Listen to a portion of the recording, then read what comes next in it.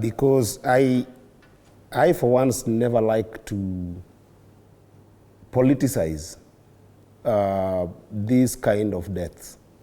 And what I mean by politicizing is finding convenient phrases or statements here when there is somebody who has lost their parents. Fred, I have never seen Professor in any serious street battles, okay?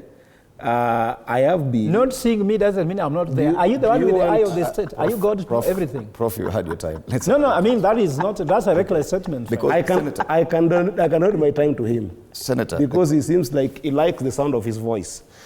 Let me tell you, Fred, in 2007, I was informed too when the possession of violence happened. And when I came back home, I had been adopted by a Kikuyu family and other 7 families, okay?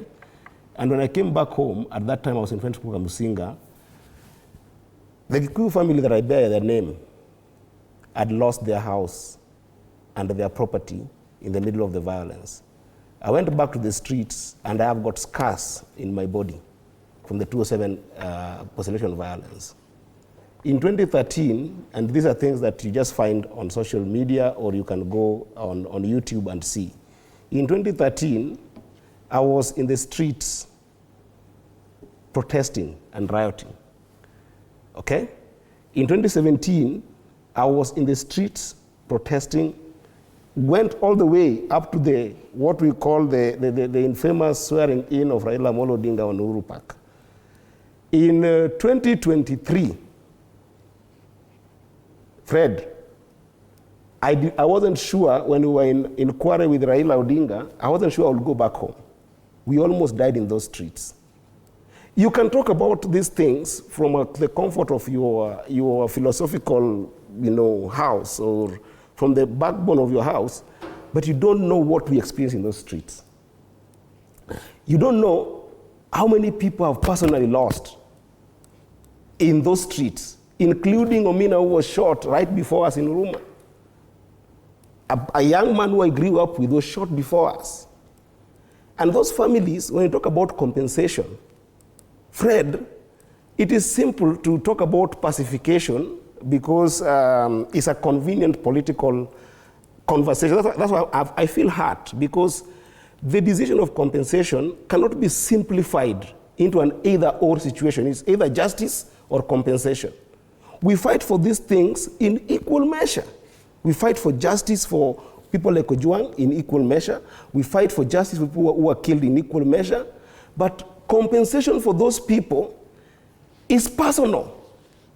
It's personal to the sense, Fred, just allow me time, because I felt really hurt with what this gentleman is talking when he simplifies as this compensation of families who are killed in those places. My brother here, Nyutu, has just talked about the family of Kariuki. Okay? He has told you that it's a single son in that family who would wake up every morning to come to the streets, to sell masks, to go back and try to provide for the mother and the father. What happens to this mother and father when this child is not there? There is nothing that can be able to substitute justice for these people, Fred. But equally, the issue of compensation cannot be simplified, cannot be trivialized in whichever form. Shouldn't it therefore be a standardized formula for compensation for victims of, let's say, for example, extrajudicial killings? On one side, it's 2 million, 3 million will build a house, political pronouncements will give you a government job. On the other hand, we'll waive your hospital bill. Shouldn't it therefore be a standardized formula? Let me just answer that, Fred.